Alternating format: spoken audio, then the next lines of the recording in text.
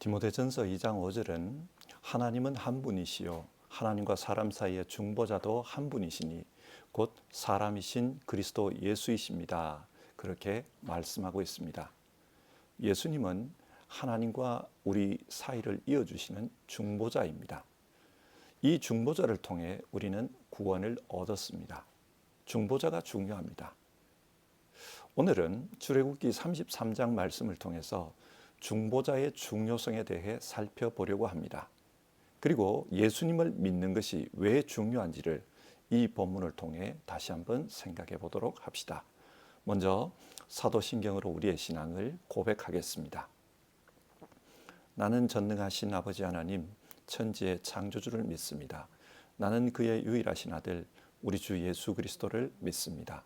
그는 성령으로 잉태되어 동정녀 마리아에게서 나시고 본디오 빌라도에게 고난을 받아 십자가에 못 박혀 죽으시고 장사된 지 사흘 만에 죽은 자 가운데서 다시 살아나셨으며 하늘에 오르시어 전능하신 아버지 하나님 우편에 앉아 계시다가 거기로부터 살아있는 자와 죽은 자를 심판하러 오십니다.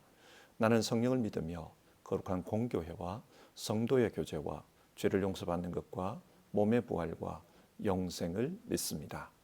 아멘. 오늘 살펴볼 성경 말씀은 출애굽기 33장입니다. 33장 15절부터 17절까지의 말씀을 읽겠습니다.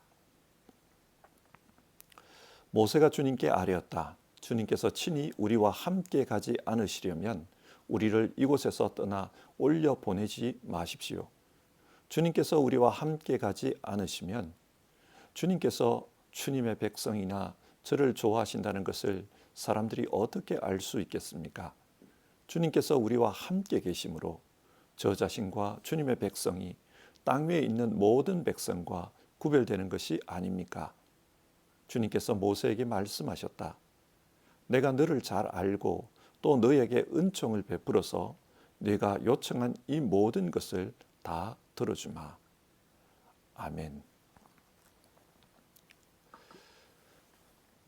지난 금요일에 살펴보았던 출애굽기 32장은 이스라엘의 위기에 대해 말해줍니다. 이스라엘 백성이 금송아지 우상을 만들었습니다. 그리고 그 금송아지가 자신들을 인도하신 하나님이라면서 그 앞에서 먹고 마셨습니다. 이 행동이 얼마나 위험한 행동인지 당시 이스라엘 백성은 몰랐습니다. 그래서 그 우상 앞에서 축제를 벌이며 뛰놀았던 것입니다. 이스라엘의 이런 행동은 하나님과의 언약을 깨는 행동이었습니다. 출애굽기 24장에서 하나님은 이스라엘과 언약을 맺었습니다. 언약이 무엇입니까? 언약을 단순하게 표현하면 Ich bin dein, du bist mein, 그것입니다. 하나님과 이스라엘은 마치 결혼을 통해 부부가 되듯이 그렇게 하나가 된 것입니다. 그런데 금송아지 우상을 만들어 섬김으로 말미암아 하나님과의 관계가 깨어진 것입니다. 이것을 안 모세는 하나님 앞에 나아가 기도합니다. 이스라엘이 잘 몰라서 죄를 지었으니 그 죄를 용서해 달라고 기도했습니다. 그리고 그렇게 하지 않으시려거든 자기 이름을 하나님의 생명책에서 차라리 지워달라고 요청했습니다. 간절히 모세는 기도했습니다. 그리고 이런 모세의 기도에 하나님께서 응답하십니다. 어떤 말씀으로 응답하십니까? 33장 1절에서 3절을 보면 이스라엘 백성을 약속의 땅으로 이끌고 올라가라. 하나님께서 그렇게 말씀합니다. 하나님께서 약속의 땅을 차지하도록 한 천사를 보내주겠다고 했습니다. 그래서 결국 가나안 백성들과 싸워 이기고 그 땅을 차지하게 하겠다고 하셨습니다. 그런데 전제가 있었습니다. 그 전제가 무엇입니까? 하나님 자신은 함께하지 않겠다는 것이었습니다. 왜냐하면 고집이 센 이스라엘 백성들을 하나님이 칠지도 모르겠다. 그렇게 말씀합니다. 여러분, 이 응답이 좋은 내용입니까? 이스라엘은 하나님과 언약을 맺고 분투가 되었습니다. 그런데 하나님께서 이스라엘과 함께 하지 않겠다고 합니다. 시편 106편 15절을 보면 이런 말씀이 나옵니다. 주님께서 그들이 요구한 것을 주셨지만 그 영혼을 파리하게 하셨습니다. 사람들은 자기가 원하는 것을 얻으면 기뻐합니다. 지금 이스라엘 백성들은 가나안 땅에 들어가는 것을 원하고 있습니다. 하나님은 그 원하는 것을 주겠다고 합니다. 그러나 하나님은 함께하지 않겠다. 무슨 말입니까? 하나님이 함께하지 않으면 하나님의 구원은 이루어지지 않습니다. 이것이 정말 좋은 소식일까요? 아닙니다. 그런데 세상 살아가는 많은 사람들을 보면 자신이 원하는 것을 손에 넣으면 복을 받았다, 행복한 사람이다, 그렇게 말들 합니다. 오늘 성경으로 표현하면 약속의 땅을 차지했으니 그러면 된 것 아니냐, 그런 말입니다. 솔로몬을 한번 생각해 봅시다. 솔로몬은 세상 누구보다도 지혜로운 사람이었습니다. 그래서 그 지혜로 말미암아 명성을 얻었습니다. 세상에서 가장 유명한 자가 되었습니다. 또 부유했습니다. 또 군대가 강해서 세상을 지배했습니다. 그는 강력한 왕권을 휘두르면서 원하는 모든 것을 손에 넣었습니다. 그러나 솔로몬이 죽은 후 이스라엘은 남과 북으로 나뉘어집니다. 또 솔로몬은 하나님으로부터 책망을 받습니다. 왜 그렇습니까? 솔로몬의 말기, 통치 말기에 자신의 후궁의 뜻을 따라서 그 예루살렘에 우상을 만들고 섬겼기 때문입니다. 솔로몬은 원하는 것은 손에 다 넣었지만 하나님과의 관계는 깨어지고 만 것입니다. 여러분, 이것이 복일까요? 절대 복이 아닙니다. 그러나 사람들에게 물어보면 솔로몬 같이 살겠습니까? 하나님 섬기며 살겠습니까? 그러면 사람들이 어떻게 대답할까요? 어쩌면 많은 사람들이 솔로몬 같이 살고 싶습니다. 그렇게 대답할 것 같습니다. 하나님은 지금 모세에게 이런 내용을 말씀한 것입니다. 원하는 것은 다 이루어 주겠다. 그러나 나는 너희와 함께하지 않겠다. 성경 본문 내용이 조금 단절이 있습니다. 33장 7절에서 11절을 보면 회막 이야기가 나옵니다. 그런데 그 회막을 이스라엘 진 바깥에 쳤다고 합니다. 회막이 무엇입니까? 회막은 하나님을 만나는 집을 가리킵니다. 그런데 하나님을 만나는 집을 왜 이스라엘 백성들이 머무는 그 진영, 그 진 바깥에 쳤을까요? 하나님이 자기 백성 이스라엘과 함께하지 않는다는 의미입니다. 그래서 하나님은 하나님의 집을 진영 바깥에 설치하라고 하신 것입니다. 하지만 하나님은 모세와는 계속해서 만납니다. 그래서 모세가 회막으로 들어갈 때 하나님께서 임재하셨다는 표징으로 구름 기둥이 그 회막에 임했다고 합니다. 그리고 하나님은 그곳에서 마치 얼굴과 얼굴을 마주하고 친구에게 말하듯 모세와 말씀을 나누었다고 합니다. 그리고 12절부터 23절 또다시 모세가 중보기도하는 내용이 나옵니다. 모세가 하나님을 만나서 하나님 앞에 기도한 내용이라고 생각해 볼 수 있습니다. 그러면 어떤 내용으로 기도했습니까? 15절을 보면요. 하나님이 동행하지 않으려면 차라리 이스라엘 백성을 약속의 땅으로 데리고 가지 마십시오. 그렇게 기도합니다. 모세가 보기에 약속의 땅을 얻는 것보다 하나님과 동행하는 것이 더 중요하다고 생각한 것입니다. 하나님과 동행하는 것, 하나님과 함께 사는 것, 그것이 이스라엘에게는 핵심이라고 본 것입니다. 이 기도가 중요했습니다. 그래서 그 이유를 보면 하나님께서 자신의 뜻을 돌이켰다. 그래서 이스라엘 백성과 함께 하겠다고 약속하셨다. 그런 내용이 나옵니다. 자, 여기서 생각해 봅시다. 중보자가 어떤 사람입니까? 모세는 지금 중보자가 어떤 사람인지를 잘 보여줍니다. 하나님이 정말 원하는 것이 무엇인지를 알고 그것을 가지고 하나님 앞에 나아갑니다. 하나님 앞에 하나님이 정말 원하시는 그 내용으로 기도합니다. 모세는 하나님이 진짜 원하는 것이 무엇인지를 알았습니다.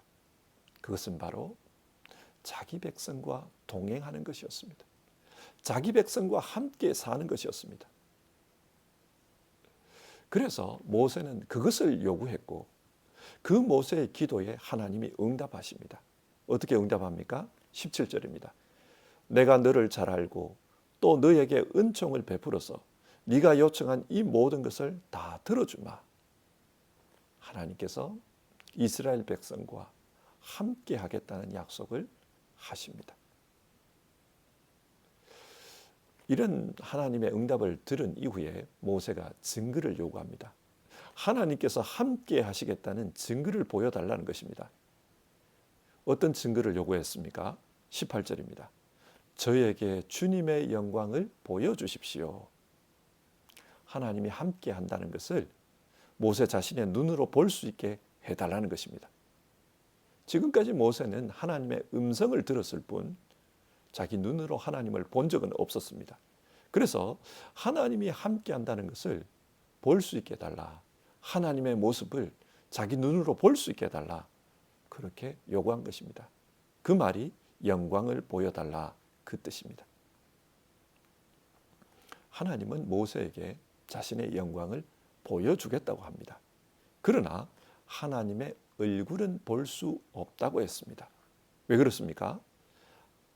하나님의 얼굴을 보고는 살아남을 사람이 아무도 없기 때문입니다. 이사야서 6장을 보면 성전에 하나님의 영광이 나타납니다.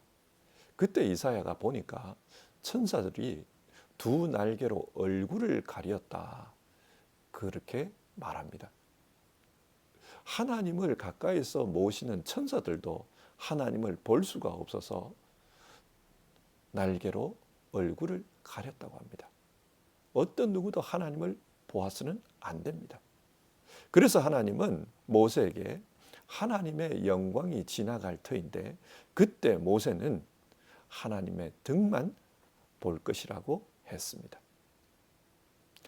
자, 이상의 말씀을 한번 정리해 봅시다. 이스라엘은 큰 위기에 놓였습니다. 자기들은 하나님을 믿는다고 그래서 행동한 것이지만 하나님의 영광을 가리는 그런 행동을 했습니다. 금송아지 우상을 만들어 놓고 하나님이라고 외쳤던 겁니다. 이런 위기를 이스라엘은 모세의 기도로 극복할 수 있었습니다. 어떻게 극복할 수 있었습니까? 모세는 하나님의 마음을 잘 알았습니다. 그래서 눈에 보이는 약속의 땅보다 하나님의 동행하심을 요구했습니다. 하나님이 동행하지 않으면 약속의 땅도 의미가 없다는 것을 모세는 잘 알았던 것입니다. 하나님은 임마누엘, 자기 백성과 함께하는 것을 원하시는 분입니다. 모세는 이것을 위해 기도했습니다. 그 결과 이스라엘 백성은 하나님이 함께하는 그런 백성이 될 수 있었습니다. 우리는 모세의 이 기도를 보며 예수님을 생각하게 됩니다. 예수님도 우리에게 진짜 중요한 것이 무엇인지를 잘 알고 계셨습니다. 예수님께서 말씀하신 것을 한번 생각해 봅시다. 너희는 무엇을 먹을까, 무엇을 마실까, 무엇을 입을까, 그것을 염려하지 말라. 그것보다 먼저 하나님의 의와 하나님 나라를 구해라. 우리에게 그렇게 말씀하셨습니다. 우리에게 진짜 중요한 것은 뭘 먹고 살까, 뭘 입으며 살까, 그것보다 하나님이 함께하는 하나님 나라라는 것입니다. 사람들이 굶주렸습니다. 그때 주님께서 오병이어의 이적을 통해 양식을 허락해 주셨습니다. 그러자 사람들이 흥분했습니다. 흥분해서 주를 따랐습니다. 그때 주님께서 뭐라고 말씀하십니까? 썩어 없어질 양식을 위하여 일하지 말고 영생에 이르도록 남아있을 양식을 위해 일하여라. 그렇게 말씀하셨습니다. 진짜 우리에게 중요한 것은 영생이라는 것입니다. 육신의 배를 불리는 것도 중요하지만 그것보다 더 중요한 것은 영생의 양식을 먹는 것이라고 했습니다. 주님은 우리에게 진짜 중요한 것이 무엇인지를 아셨습니다. 그래서 십자가에서 영생의 양식을 우리에게 주셨습니다. 주님의 살과 피를 우리에게 허락하셨습니다. 참된 중보자는 진짜 중요한 것이 무엇인지를 아는 분입니다. 세상에는 자기 스스로를 일컬어 나는 메시아다 그렇게 말하는 사람들이 있습니다. 하지만 여러분, 그들은 우리에게 진짜 중요한 것을 주지 못했습니다. 그들은 인간이 좋아하는 인기, 인간이 좋아하는 쾌락, 부와 명예를 줄 수는 있었지만 영생을 주지는 못했습니다. 진짜 중요한 것은 영생입니다.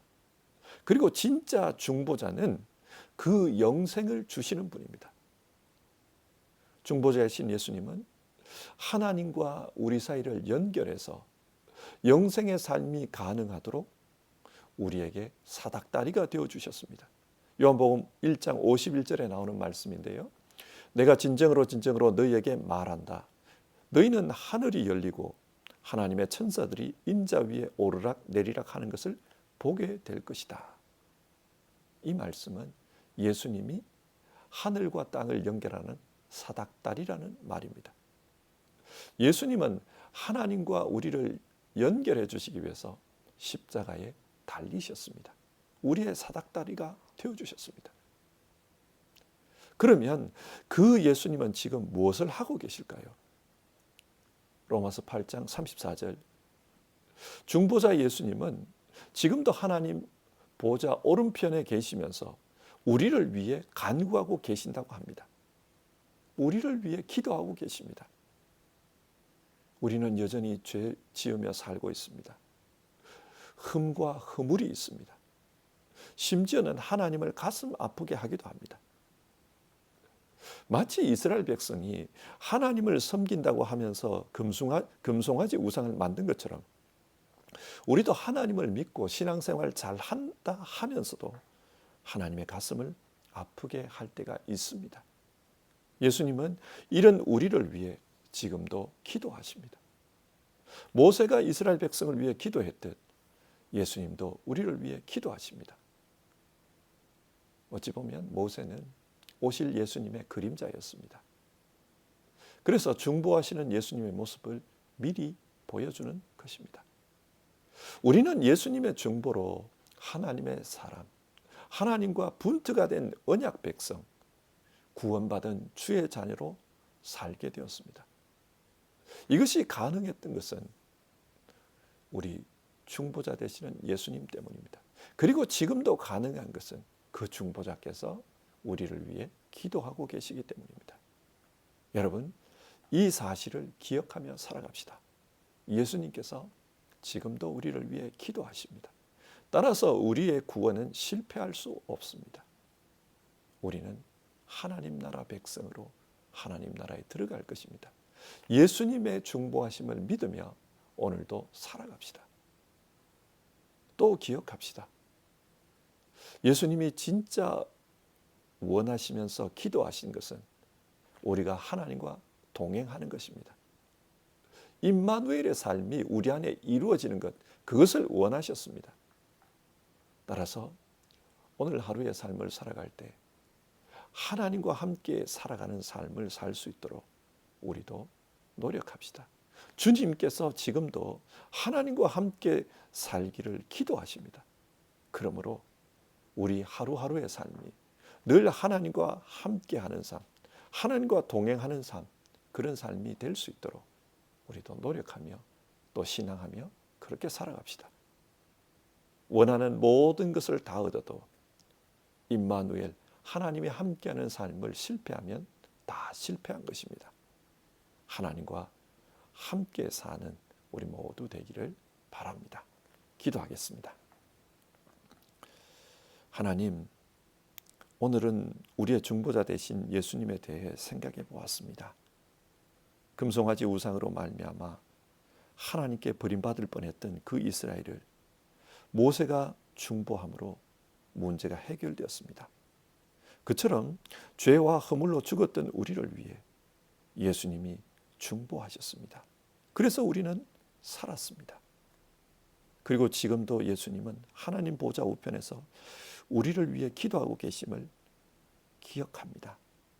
예수님께서 우리에게 원하시는 것은 하나님과 분투가 된 백성으로 하나님과 동행하며 사는 것이다. 그렇게 말씀을 나눴는데요.